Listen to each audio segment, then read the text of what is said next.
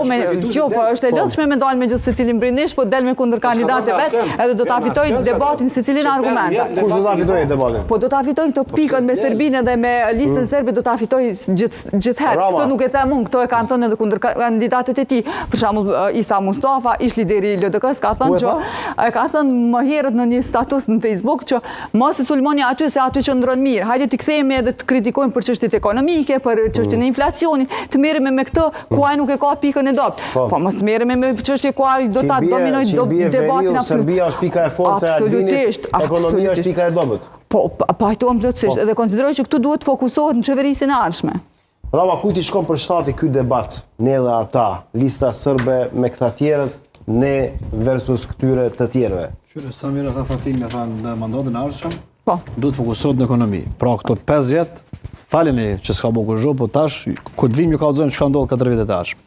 Apo kuptoni logjikën. Tash fokusi ka qenë diku ekonomisë. Nga Trump, po çu i bën, nëse kam gabimin në ato kopë ndryshme. Prej Trumpit korrikut 2024, kur janë shpas zgjedhjet e përgjithshme të 12 tetorit.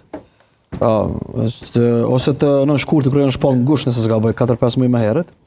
Që nga ajo kohë dhe ende sot dhe sa ditë, një vjet e gjys po bëhen, ne flasim për një pikë të programit qeveritar të vizave vendose, që është lista serbe. Pra ky është instrumenti i vetëm në cilën ne po diskutojmë vazhdimisht në studio që pothuajse më shumë se një vit e gjysmë, edhe në rrethana të tilla përgjigje shumë e thjeshtë në pyetjen tuaj kushtrim që kryefjala e programit të vetëvendosjes është lista serbe dhe veriu. Kujt i shkon për shtati, logjikshëm përgjigjen që sapo e thash kështu shkurtimisht. Dhe sa më shumë që flasim për këtë temë, natyrisht i shkon për shtati një subjekti politik që është vetëvendosja. Tashti kretë kjo prej gushtit të kaluar që po ndodh deri tash, nëse keni gjetë dikun një mekanizëm ose një studio televizive qoftë edhe neve këtu që kemi folur për një problematik tjetër, jashtë kësaj, kjo nuk ka ndodhur, gjë që është edhe faji jon. Kështu që e pranojmë. Pra fokusi jon është kretë te kjo dhe pashmangshëm që kjo shkon në, do të thon, ujë me një mulli, me thon ndryshe shkon. Dhe kjo nuk ka asnjë diskutim e sipër.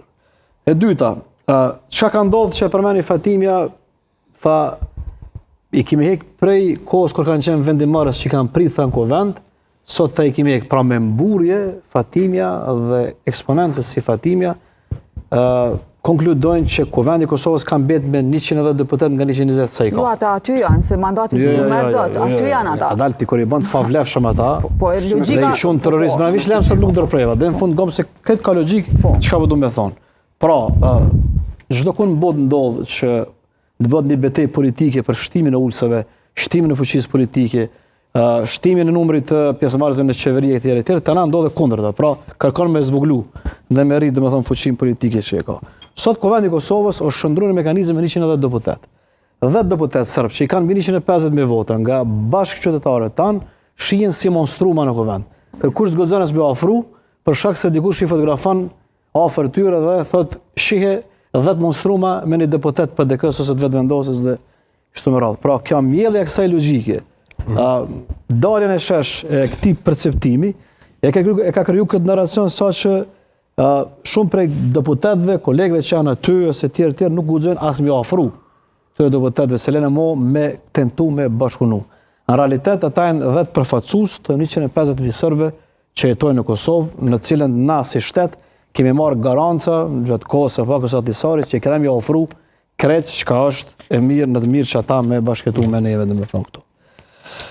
Rakiqi tha nën kryetar, Radojqiqi nën kryetar i listës serbe. Po është vërtet që ka qenë nën kryetar, por Radojqiqi ka qenë nën kryetar i listës serbe në kohën kur u patëm blloku me kamiona në veri, në kohën kur edhe Rakiq ka qenë ministër, në cilën Albin Kurti e vlerësonte jashtëzakonisht shumë për bashkëpunimin që ka bërë si ministër.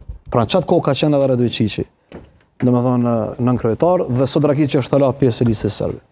Pra, kjo retorika, pse po e përmeni këto, po do më thonë që edhe po jap faktën e vazhdimësisë që kryefjala dhe kryetema e programit qeveritar funksional të VV-s është, domethënë, lista serbe. Edhe si e tillë kush do me kuptuar do të kush don, mund vjen keq që sot deputet tjerë të subjekteve tjera kushtrim e kanë të pamundur friksohen që të funksionojnë normal me një ambient ku demokracia në Kosovë është zhvilluar për 25 vite dhe duhet me ikë gjithsesi deputetëve të Listë së Serbe kur i shojnë për korridore dhe në Kovend. Po, çfarë ndodhi sot?